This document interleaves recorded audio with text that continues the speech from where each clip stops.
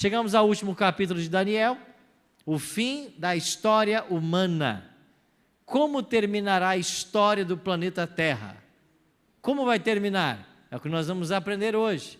Ah, pastor, eu sei como vai terminar, eu já vi vários filmes, e eles falaram a respeito do fim do mundo.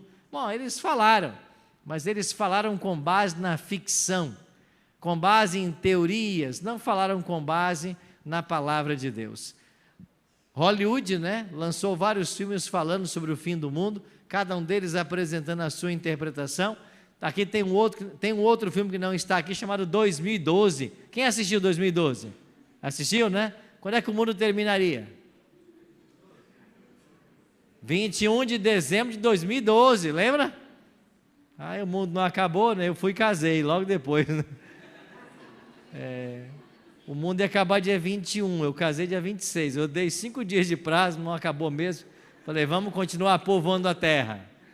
E aí veio o Rafael, Mateus, Lucas, vamos continuar, não acabou ainda não. Bom, Hollywood não sabe como vai terminar a história humana, mas quem sabe? Deus, e Ele fez o quê? Revelou em sua palavra como vai terminar a história do planeta Terra. E esse será o tema que hoje nós vamos estudar.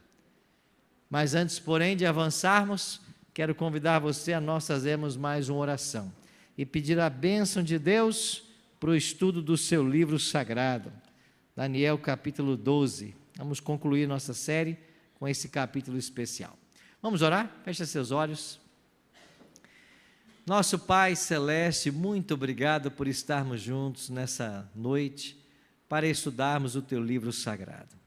Que o Teu bom e Santo Espírito esteja com todos nós. Que nós compreendamos o Teu recado para a nossa vida. Que nós entendamos que o Senhor tem um plano para esse planeta. Não apenas para o planeta, para cada um de nós que aqui está. Por isso, nossa mente está agora aberta à compreensão e o nosso coração à aceitação da Tua vontade para a nossa vida. Oramos em nome de Jesus. Amém.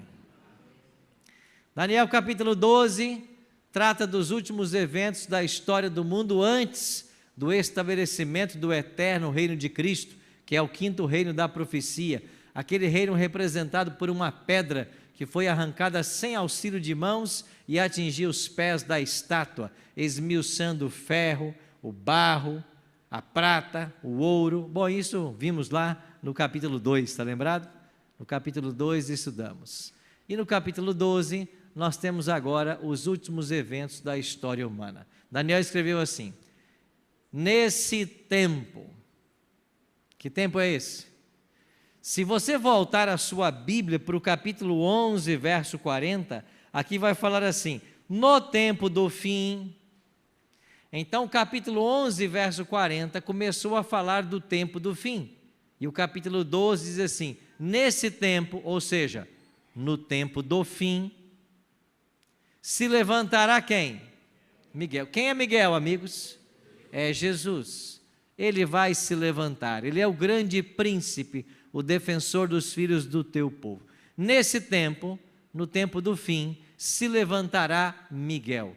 Ora, se Miguel vai se levantar, é porque em algum momento ele se assentou. Aonde em Daniel você tem Miguel se assentando? Talvez você não se lembre, mas nós estudamos isso aqui, é no capítulo 7. No capítulo 7 de Daniel, Daniel viu que foram postos uns tronos e o ancião de dias se assentou. Quem é o ancião de dias em Daniel 7? É Deus. Deus o Pai. Ele se assenta. Assentou-se o tribunal e se abriram o quê? Uma cena judicial. O tribunal se assentou, os livros se abriram. E aí quando chegamos no versículo 13, eu estava olhando nas minhas visões de noite, e eis que vinha com as nuvens dos céus, um como filho do homem. Quem é o filho do homem? Jesus. E ele se dirigiu a quem? Ao ancião de dias, que é quem?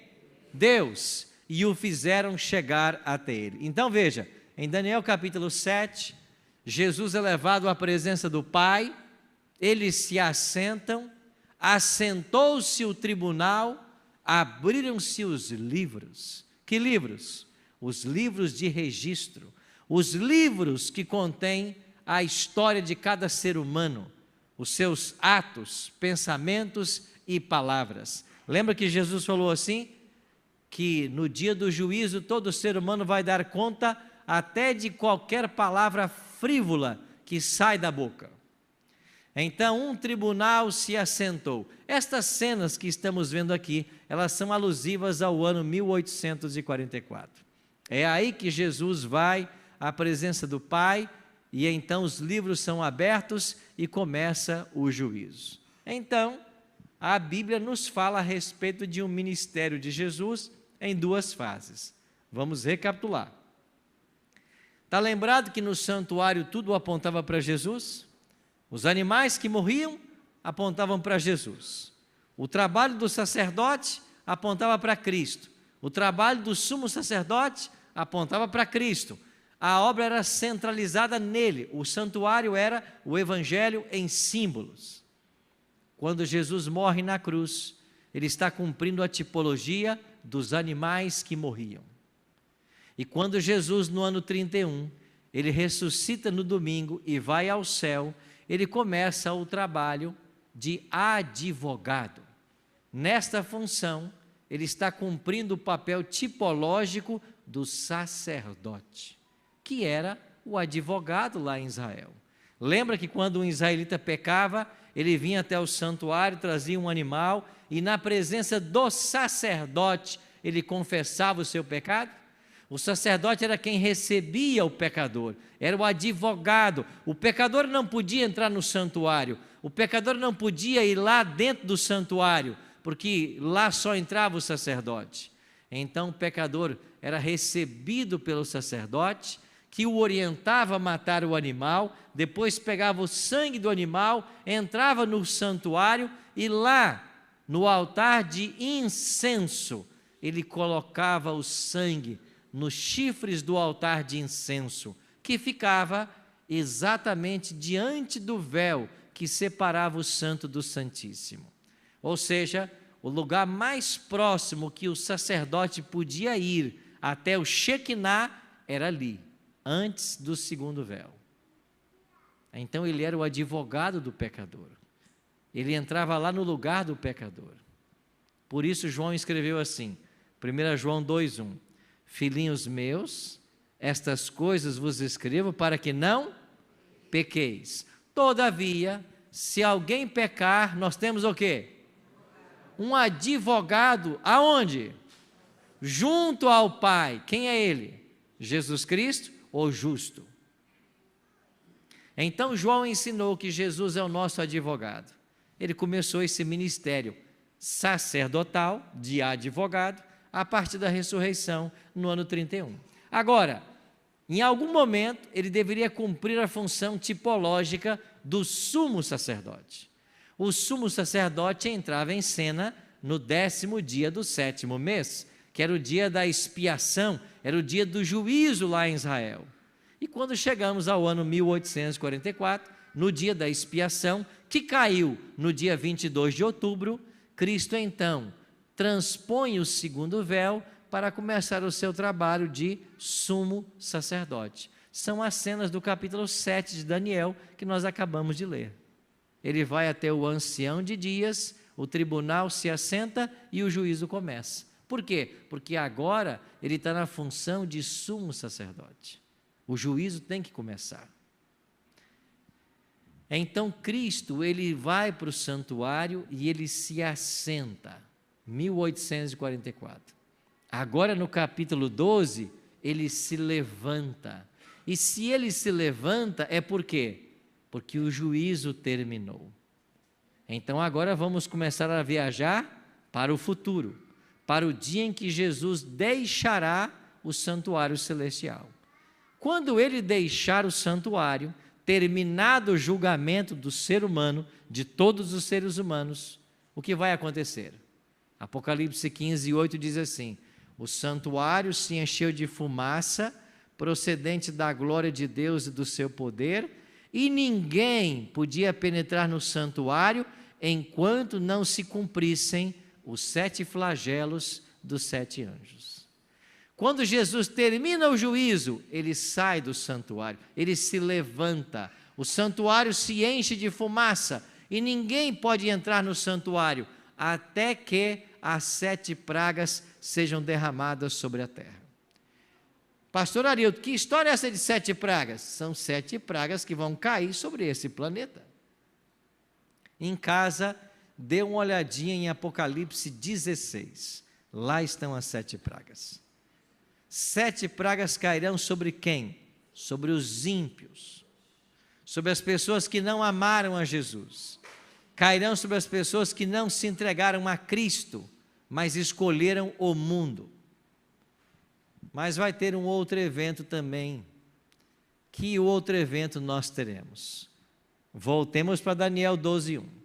Nesse tempo, no tempo do fim, se levantará Miguel e haverá tempo de angústia, qual nunca houve, desde que houve nação até aquele tempo.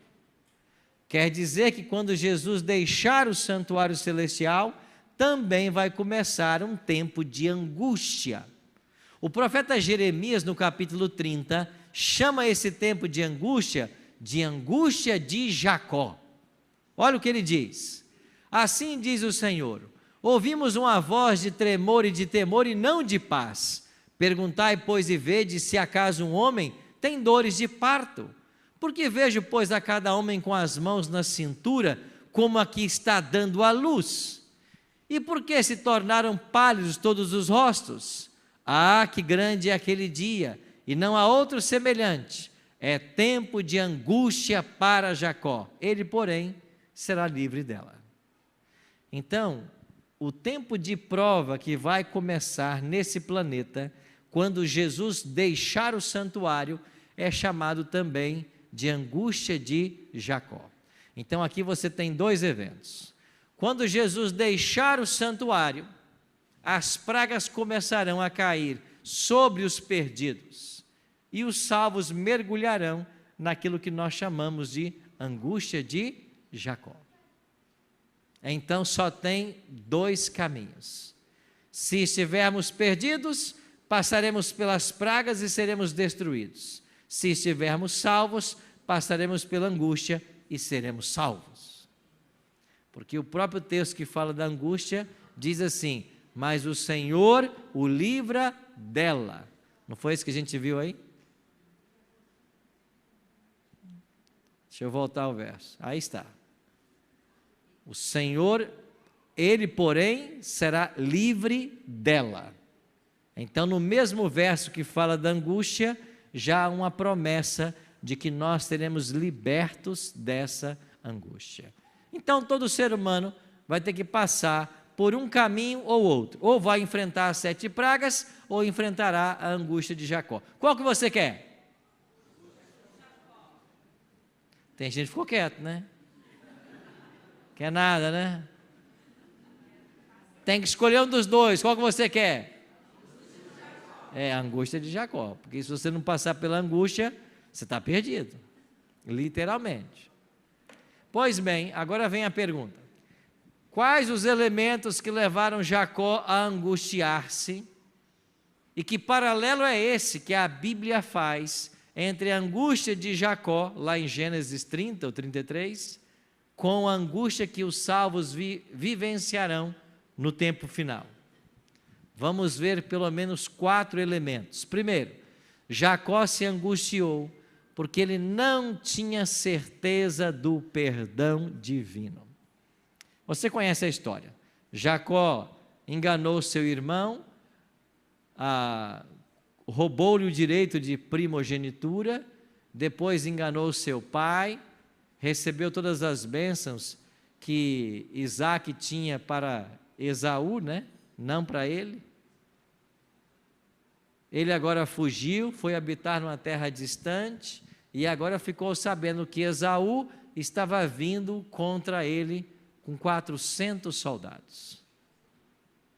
Então Jacó, ele começou a viver a angústia maior da vida dele. Por quê? Porque ele sabia que Esaú estava vindo, mas ele não tinha certeza se Deus o havia perdoado. Então, esta incerteza pelo perdão foi o primeiro fator que gerou estresse em Jacó. Como isso se aplica aos salvos que viverão nos últimos dias?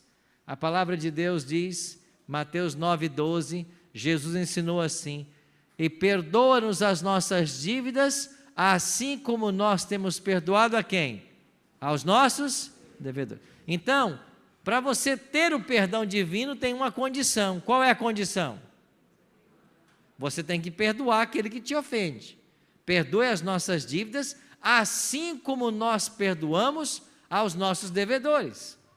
Então, nesse tempo que Jesus deixar o santuário, que nós não mais teremos um advogado, a pergunta que vai ficar na mente do salvo é: perdoei todas as pessoas que me ofenderam?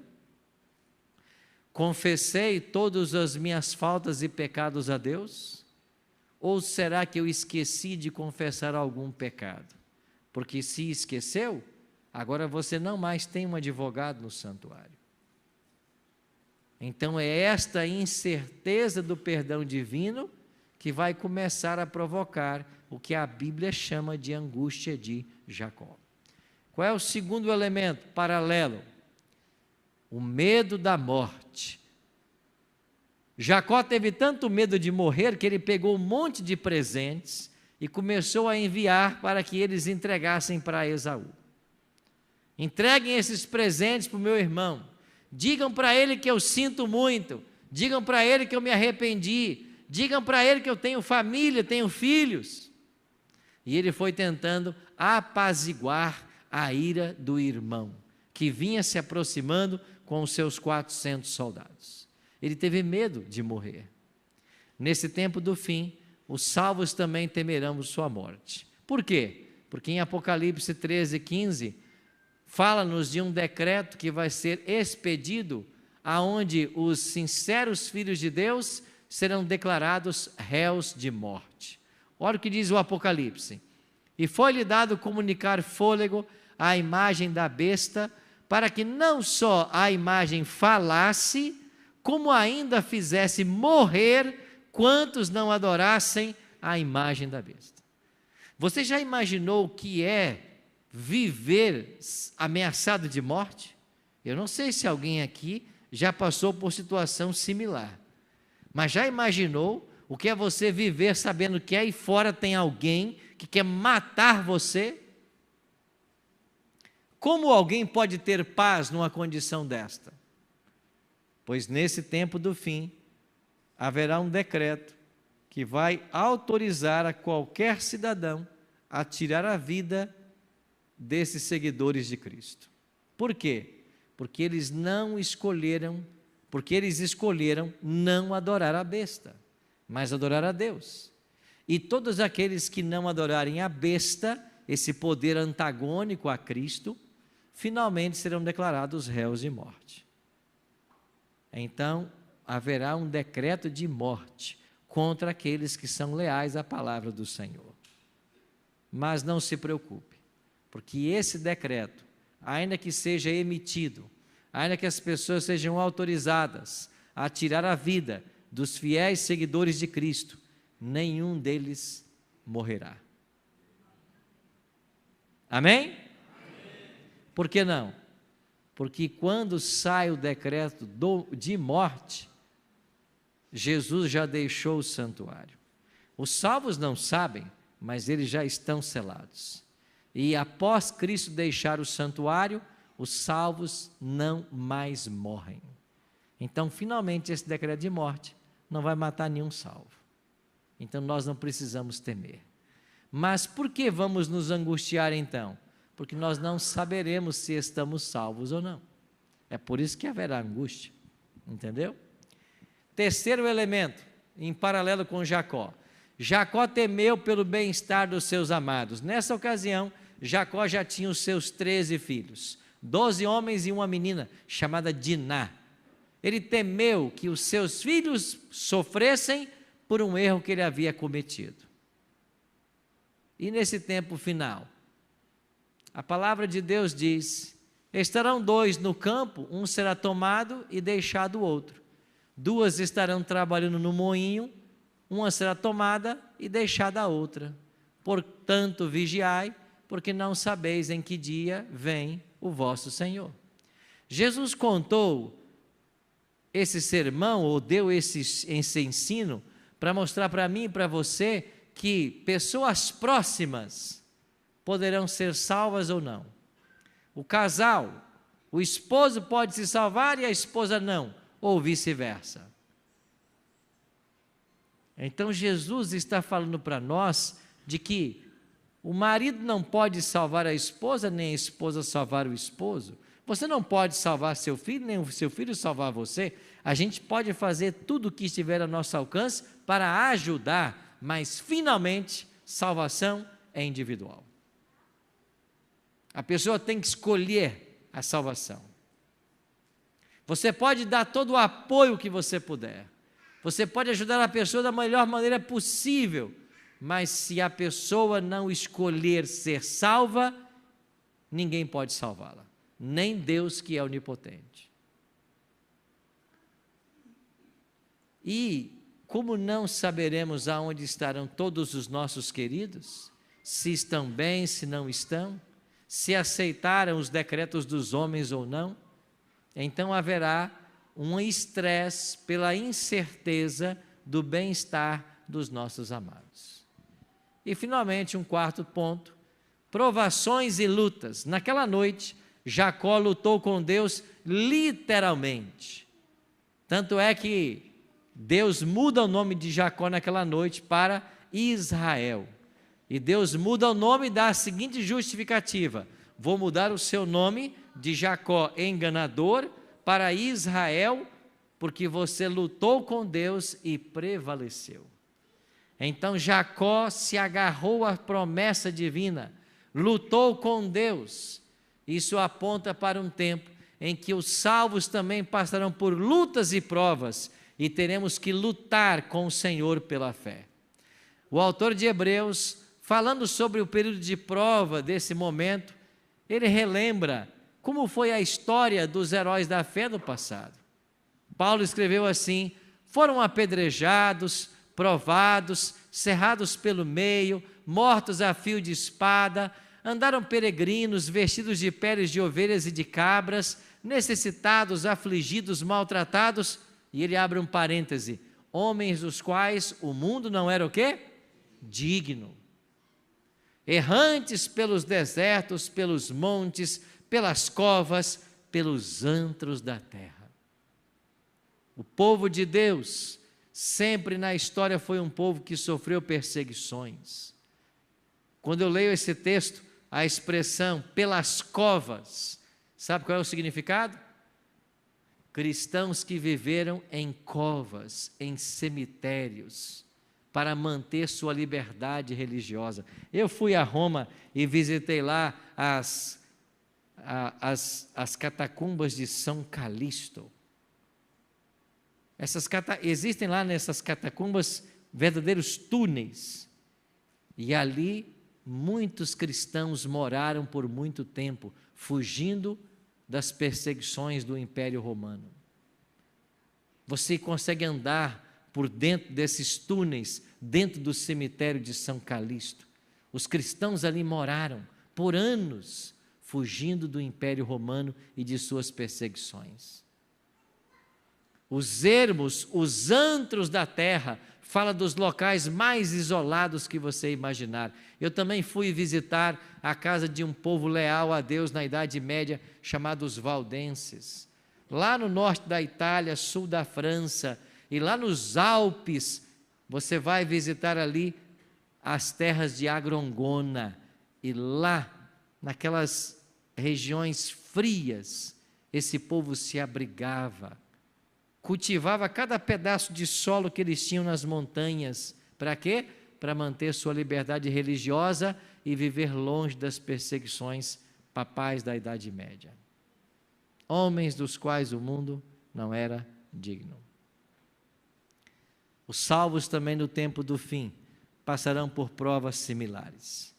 E sabe qual é a grande lição que nós tiramos dessa experiência? hoje nós não possuímos uma fé necessária para suportar o momento que diante de nós está. O momento de prova que Daniel está dizendo, um tempo de prova qual nunca houve, desde que a nação sobre a terra, vai exigir de todos nós uma fé inabalável. Agora, se nós hoje ficamos com medo de dar passos na vida religiosa, se hoje nós voltamos um pé atrás diante de qualquer desafio que nos aparece, se nós hoje ficamos adiando as nossas decisões, nossas escolhas, por causa de alguma coisa que tem nesse mundo, imagine quando chegar esse tempo de prova. Precisaremos de uma fé que ora não possuímos, mas Deus é tão bom que Ele está permitindo que todos nós passemos pelos crisóis da vida, né? Ele nos está purificando pelas provações. É por isso que a gente não pode estranhar a prova, mas é Deus nos orientando e nos preparando para o futuro. Então vamos recapitular. Aqui estamos nós hoje, 2022, e estamos almejando a eternidade. Vimos aqui que haverá um evento especial chamado fechamento da porta da graça. Ou seja, não há mais oportunidade de salvação. Quando isso vai acontecer? Quando Jesus deixar o santuário do céu. Mas antes que Ele deixe o santuário, Deus vai enviar o seu Espírito na forma de chuva serôdia. E os crentes que forem batizados com o Espírito Santo pregarão as 3 mensagens angélicas e dentro delas vão falar a respeito da guarda do sábado. Enquanto o mundo prega a guarda do domingo. E como clímax, como ápice desse momento, sairá um decreto dominical, como resultado da união das bestas de Apocalipse 13.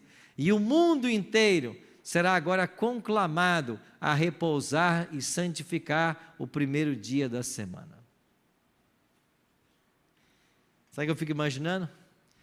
Eu fico imaginando o dia que lá no Jornal Nacional, que quem sabe é o principal jornal do Brasil, aparecer ali o William Bonner ou algum outro repórter dizendo: foi assinado hoje nos Estados Unidos um acordo entre Casa Branca e Vaticano, onde se decreta que todos descansem no primeiro dia da semana. Aí você vai se lembrar assim: poxa vida, naquelas quintas-feiras, lá na Igreja Central de Florianópolis, eu aprendi sobre isso. E será que você terá feito as escolhas certas? Hoje nós visitamos uma irmã muito querida que está aqui nessa noite, e ela dizia para nós assim: eu quero seguir isso, eu só preciso ter base bíblica para tudo o que eu vou fazer. Eu quero tirar a prova, eu quero aprender na Bíblia para seguir a palavra. É isso que você tem que fazer. Você tem que se interessar em ir na palavra. Você tem que se interessar em saber se o que está sendo ensinado é verdade ou não. Você tem que fazer a sua parte. Você não pode esperar que as pessoas carreguem você a vida inteira. Você tem que tomar uma atitude. Você tem que ser senhor do seu destino. Não deixe o seu destino, a sua vida eterna, na mão de outras pessoas. Tome isso nas suas mãos. Se interesse pelas verdades que você está aprendendo. Vá para a palavra. Tire todas as suas dúvidas. E uma vez tiradas as dúvidas, e se você perceber que isso tudo é verdade, tome a sua decisão. Saia de cima do muro. Jesus foi claro: ninguém pode servir a 2 senhores. Se amar um, vai ter que odiar o outro. E quando você não ama Cristo, você vai amar Satanás.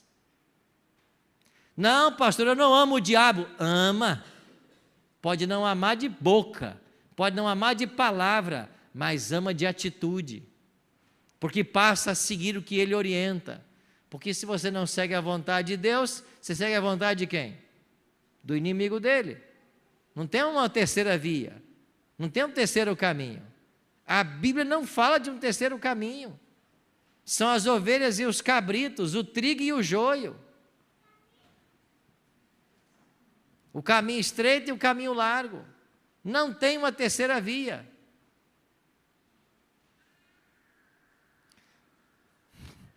Pastor Luiz Gonçalves contava uma ilustração que eu achava interessante, né? Ele dizia que tinha um homem em cima do muro, e de um lado estava o diabo, e do outro lado estava Jesus.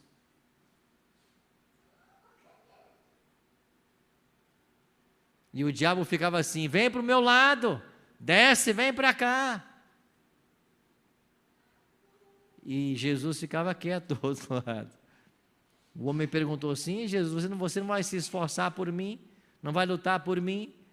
E aí Jesus teria dito para ele assim: enquanto você estiver em cima do muro, você já fez sua escolha. Está em cima do muro, você já fez sua escolha.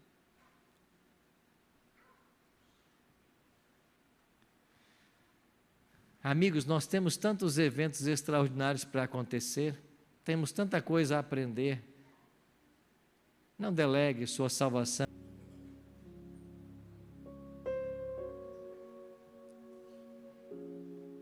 Louvado seja Deus por esses que aqui à frente estão. Mas eu queria nessa última noite orar também por você, que em algum momento tomou sua decisão. Sábado que vem, às 8 horas, teremos a entrega dos certificados e também uma cerimônia batismal. Alguns que estão conosco já irão se batizar nesse sábado, alguns mais à frente. Mas eu queria convidar agora que viesse aqui todos aqueles que já tomaram sua decisão pelo batismo, que estão se preparando, talvez para sábado ou para um pouco mais à frente. Mas eu queria fazer uma oração especial por você nessa noite. Quero convidar você gentilmente que venha aqui também ao altar do Senhor. Todos os que já vieram aqui à frente em algum momento, eu quero convidar mais uma vez que vocês venham ao altar do Senhor. Quero orar por todos vocês nessa noite, para que a bênção do céu repouse sobre todos. Pode vir. Todos os que vieram em alguma noite, que atenderam o apelo em algum momento, todos que estão aqui, pode ser que alguns não estejam nessa noite com a gente.